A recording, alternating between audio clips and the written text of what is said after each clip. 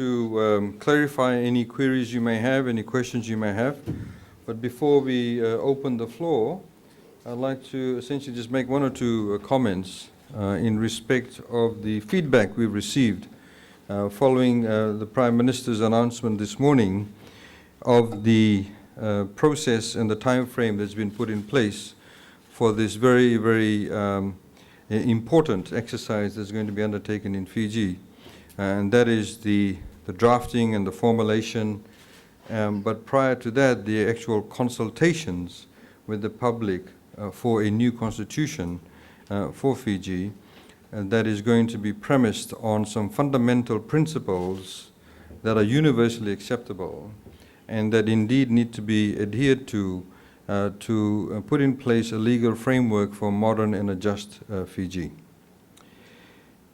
So I'll open the floor and also would like to comment later on in conclusion. In general, just in relation to, first of all, the announcement, Mahendra Chaudhary has said a few things just a few days ago about the issue about the 1997 Constitution, and that why do we need a totally new Constitution? He agrees that the electoral system needs to change, and then just chop and change a few things and go ahead with the Constitution rather than wasting a whole lot of time for 2 years. Comments on that? Well, I would not call having public consultations a waste of time. Our history has shown, and many of you may not know this, that the 1970 Constitution, there was absolutely no consultations. The 1970 Constitution was in fact negotiated by a handful of men, there were no women, who went up to London, Marlborough House, and came up with the 1970 Constitution. Indeed, some of you may know that also as part of the negotiations, there was an agreement that the electoral system must be reformed or must be reviewed. And that's why you had a gentleman called Sir Lawrence Street that came about and did a study of the electoral system in Fiji and then came up with the Street Commission report, which was in fact shelved. The government then did not do anything about it. Following the two coups in 1987 by Sitiveni Rambuka, we had 5 years of decree-led governance, from 1987 to 1992. In 1990, there was a constitution that was put in place around about midnight. There was of sorts a constitutional commission, but its ability to be able to attract and get the views of a bulk of the Fijians was very, very limited. In fact, it had failed miserably. The 1997 constitution obviously came about because the 1990 Constitution had a provision that it would be reviewed after 10 years. And therefore, the Reeves Commission was put in place. Now, this book, Interpeace, as many of you know, and probably went to the launch of it, that was launched under the auspices of the CCF, makes a number of observations, and those of you who have copies of it, turn to page 133. Where, and I will quote to you, it says, in Fiji, brackets 1997 public consultations, were held on how to reform the constitution, but without preparing the public through a program of civic education. Transcripts of the meetings indicate that few of the views were informed by an understanding of the 1990 constitution or of constitutionalism. A representative of the Women's Advisory Forum stated, and I quote, "We did not have access to a copy of the Constitution. We asked the district officer for a spare copy to be able to quote the section or provision that covers this issue, but he did not have a copy." Again, there's another quote, and it's led on by, the preface is, "In post-conflict or transitional context, the state is typically viewed with mistrust. Constitution makers may need to persuade the people that their efforts are genuine. A woman in Fiji commented that, and I quote, Some of my uncles thought that it, meaning the public consultation, was maybe just for chiefs, you know, and that the commoners would not have any say, and it would be a waste of time to go down and listen because their voice would not be heard anyway." Unquote. Now, there are numerous examples, not just from Fiji, but other jurisdictions that indicate that in order to have public consultations, they need to be genuine public consultations. You need to be able to go down and hear the maximum number of voices. As our Honorable Prime Minister said this morning, he talked about transportation. Now, there's no point saying that we are going to have a public consultation meeting in Navua Town Hall or a hall in Navua when the people living in the surrounding areas cannot get to the hall because there's no buses running at that time of the night. These are very practical considerations. You can't say we're going to cover Kandavu and have just a meeting in Vunisea. The people in the surrounding islands need to be able to come to that meeting. So how are we going to facilitate that? That is very important. So what we are talking about is actual and substantive and true consultations, and that is critical. So to answer the question, is not simply a question of a handful of politicians getting together and say, well, let's negotiate this, and we'll pat each other on the back, and yes, you will get elected, and you'll get elected, we'll all be happy and go into Parliament House. The idea is that this is a fantastic opportunity to be able to ride on the back of a government and a Prime Minister that is truly committed to ensuring that we have full participation by all Fijians, irrespective of their different or individual backgrounds or sectorial backgrounds. So this is a wonderful opportunity, and we need to be looking to the future. What about the process of voter education as far as the voter registration is concerned? You've said a lot about gerrymandering in above as late as the last elections in 2006, and examples are in the observer reports. When will that all start? Thank you for that question. We intend to start, as you know, that Code Inc., the Canadian company that is well versed in voter registration, electronic voter registration, has been appointed. It is going to commence the voter registration next month, in April. And it is expected that the voter registration will be completed within 6 to 8 weeks.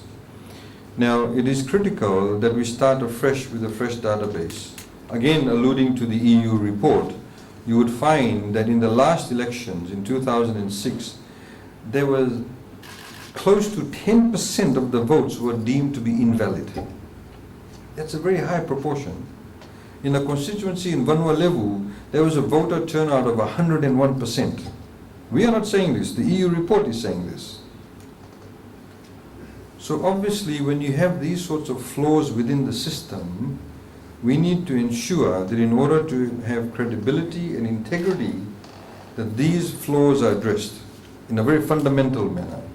So the electronic voter registration will commence next month. And like I said, it should be completed within 6 to 8 weeks.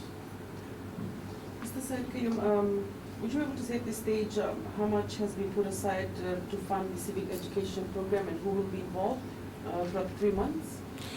As we said, as the Prime Minister said this morning, that the first point is to ensure that we publish the right material. We need to ensure that all the documentation will be available in the vernacular languages, including the People's Charter, including various issues that the Prime Minister highlighted. Because you see, generally, people tend to get sidelined by various politicians. And unfortunately, most of the politicians in Fiji cannot really think outside the box. They are shackled to the politics of ethnicity. That's what they are shackled to, and that's what they're very good at. So the Prime Minister, for example, highlighted, what are the issues we need to talk about? If you go to somebody down the street and you'll ask him, what do you think of separation of powers? How should we address that in the Constitution? What do you think he will say to you? He will probably also say to you that I think when I want to go to court, I want the judge to be fair to me. So what does that mean in constitutional terms? It means you need to have an independent judiciary. It means the independent judiciary needs to be protected from the executive. It needs to be protected from other influences. If somebody says to you, I think that as a Fijian I must have access to clean drinking water. I must have access to medical services, because every time I go to the hospital, they don't have any medicine, or whatever the case may be, or in my area, there's no hospital, I have to travel 50 kilometers. What does that mean? It means they want to have access to basic health care. Now, these are all social and economic rights, what we call social and economic rights. In the 1997 Constitution, there was no social and economic rights. There's only civil and political rights. So you talked about things, the right of assembly, the freedom of speech, right of movement, right of privacy, etc., although there was no specific laws made regarding privacy. But unlike the South Africans, in the 1997 Constitution, there is no fundamental right to those things I've just highlighted. You know, right to basic food, right to water, right to food, right to water. And many constitutions in the world have those accesses. So we need to be able to highlight these issues so people can actually go and think and talk about it. In the NCBBF outcome, there was a proposal to reduce the size of parliament. If you look at the previous parliament, we had 71 members in parliament. We don't even have a population base of 900,000. Plus, we had in excess of 30 odd senators. So we had approximately 100 people in two houses. New Zealand has a population base of 4.5 million people, approximately. They have only one House of Representatives, and it's only about 120 or 124. So if we are to follow what we were doing, that means by the time we reach 4 million, we'll have a parliament of bigger than close to 400 people, or in excess of 300 people. So these are some fundamental issues. You know, there was a thought process, should, for example, we reduce the size of parliament, but pay people well. We found that previously, people who could not get jobs elsewhere ended up being members of parliament. It depended on how much they buttered the leaders. These are some very fundamental and key issues we all need to talk about. We all talk about it around the carver bowl. We joke about it. We joke about the caliber of members of parliament. But how do we address these issues? These are very fundamental and systemic issues we all need to address. So, to go back to the gist of your question, what needs to be done is that we need to have a civic education program, essentially to distribute this material. We had people, for example, who were distributing the People's Charter previously and went out and distributed and explained to them in the vernacular. The same process will be undertaken. And once that civic education is completed, by then people will actually start thinking about these issues. You know, do I want a Senate? Some people may say, well, I don't think we should have a Senate. Or if we have a Senate, then we should have the Senate elected. Mind you, the Reeves Commission said that the Senate should continue, but they should be elected, not selected. And that people should be elected as senators on provincial basis. And everybody votes, because people, irrespective of your background in Fiji, you know, when, for example, Tailevu plays rugby against Nanrangai, irrespective of background, everybody from Tailevu supports the Tailevu team. So there is that adherence, that allegiance to the provinces. That's what there was the Reeves Commission suggestion. But obviously the Joint Parliamentary Select Committee, as some of you may know, when the Reeves Commission handed down its report, it was not approved by a Constituent Assembly as we had proposed. It was sent to the Parliament, the then Parliament. And they had appointed what they called a Joint Parliamentary Select Committee, JPSC. The JPSC then looked at the Reeves Commission and fundamentally turned it on its head. Because the Reeves Commission had said that there should be more open seats and less communal seats. What the JPSC did was turn it around and said more communal seats, less open seats. Which obviously would have meant some of these members who in fact were deciding on this thought that they may actually lose out, because they no longer would have that vote bank on a communal basis. But there are many other fundamental issues, for example, freedom of information, public code of conduct. Since 1997, these provisions have been put in the Constitution, but no Parliament made any specific laws regarding that. And as the Prime Minister has announced, in the next couple of months, we are putting in place a freedom of information decree, we are putting in place a code of conduct decree for public office holders, right from the President, Prime Minister, Minister and senior civil servants. Unprecedented, never been done before, was alluded to in the 1997 Constitution that says Parliament must make laws, but none of the parliaments did make laws regarding code of conduct and freedom of information. Mr. Said Qayyum, as far as the Constitution Commission is concerned, would you be able to tell us how the members were chosen? I only ask because there's some former politicians who are questioning the appointment of Satendra Nandan and Dr. Vakatale, saying that they don't have any background in the Constitution bill.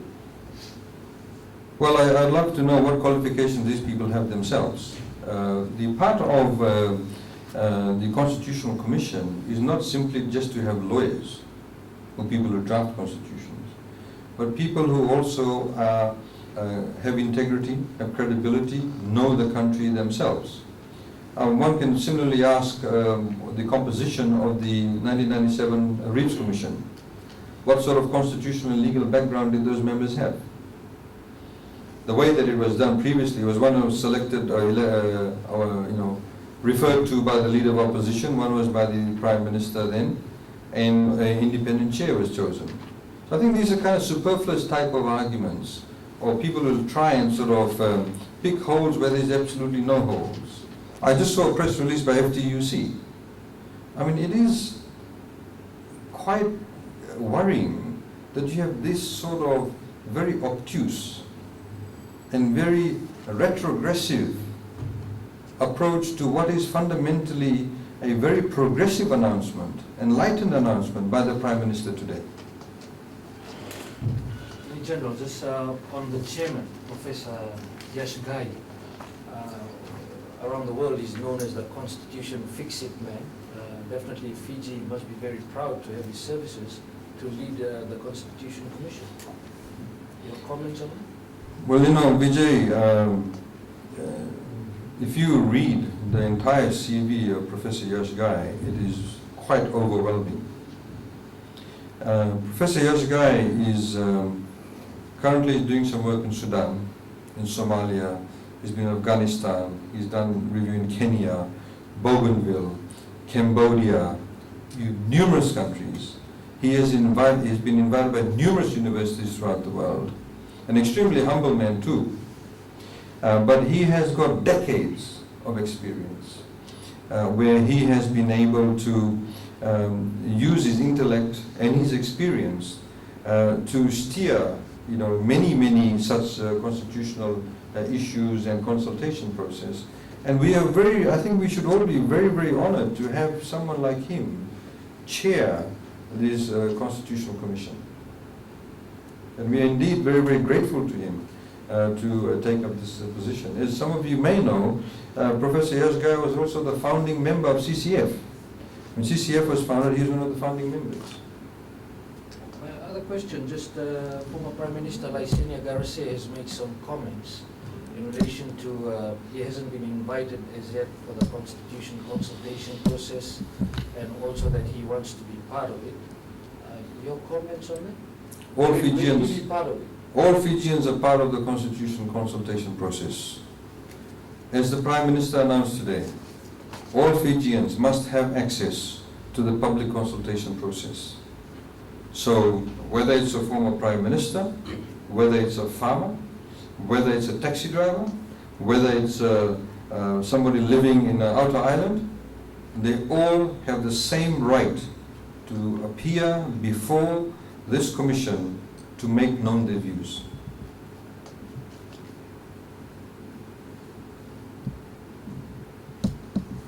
Mr. Serkim, as we've known, you've been giving briefings to the diplomatic corps about steps we're now taking to holding elections in 2014.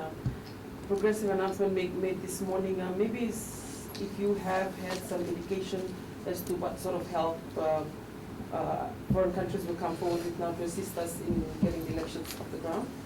Well, we cannot speculate what they will come forward with, but as you know that the Prime Minister had agreed to the UN needs assessment team to come into Fiji. They are going to come to Fiji towards the end of this month.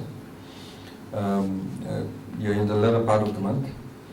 They are here fundamentally to talk about our needs in respect of the elections. Now please, if I can highlight, and these are the issues you need to all focus on. In the 2006 elections, the EU report, again, if I can allude to that, this is third-party validation. You will know there is a page that in one of the seats, when they counted the votes for the on the first round, the difference in the votes was 9 votes. I think it was one of the Nasori seats, if I'm not mistaken, one of the open seats in any case. Difference was 9 votes. Now, the actual system provided that when there was a very close count in the tally, the returning officer can order a recount, because obviously it's been counted by humans, there can be human error. The returning officer decided not to do that. So we will never know really what in fact was the real story. Now I know there were some legal issues, there was aired before the courts. Similarly, you have situations where we still continue to use wooden boxes. It's not transparent. Many countries now, if you see pictures on elections held in other countries, they use clear boxes. You in fact can see the ballot paper being dropped in. These are the sorts of anomalies that we need to address. So as far as the needs assessment team, we want to talk to them about these sorts of issues, how they can provide perhaps the logistics in that respect. I also like to tell you that yesterday we received a letter on a joint letterhead by the Australian High Commission and the New Zealand High Commission, where they have offered to pay for the EVR exercise for the coding. But we also find that they are saying that they want to talk directly to coding in respect of so-called various processes. So we obviously are concerned about that, because no country has a third country trying to interfere with the registration process. So, but we quite welcome the offer. We want to talk to them further about it and see what sort of intervention they want to have in the entire process, and then we will take it from there. In general, you realize by now, even after the announcement this morning and what you just said, there will always be some suspicion by the people who do not agree with maybe the path that's been taken. How will the government deal with that? Because at this point in time, some politicians have already started questioning who's in the commission, the issue of electronic voter registration. While they want to support it, but they're saying with conditions. How will the government deal with that, with this continuing suspicion about these issues? Vijay, I think the proof is in the eating of the pudding, as they say. And for a number of years now, since the Bainimarama government has been in place, initially you get all this suspicion. Initially people question the motivation behind particular laws, for example. To give you a few examples, when we set up the Independent Legal Services Commission, overseas media, some of the local media said this is one way of trying to control the legal fraternity. And we said no. In fact, the provisions of the Independent Legal Services Commission, some of the sections were borrowed verbatim from New South Wales. The definition of professional misconduct was borrowed verbatim from Queensland. And everybody now is happy with the Independent Legal Services Commission. People are saying, well, look, it's holding the lawyers more accountable. The lawyers who are not engaged in any professional misconduct, etc., they're quite happy with it too, because the standards are being, raised, the level of standards being raised. So that has gone out the window. Then we had, in the Spectrum Decree, this is one way to control the media. But of course it was not to control the media. It was to do with frequencies and to reallocate a resource in a very, very limited, what we call real estate, limited real estate. So again, most of the Fijian people, most of objective observers of what is happening in Fiji are very positive about the changes that have been brought about.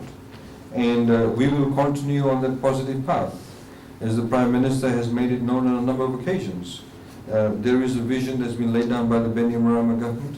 It has been enunciated in his speech today about the guiding principles of the Constitution, and that's the path we must stick to. And indeed, those guiding principles you cannot argue against.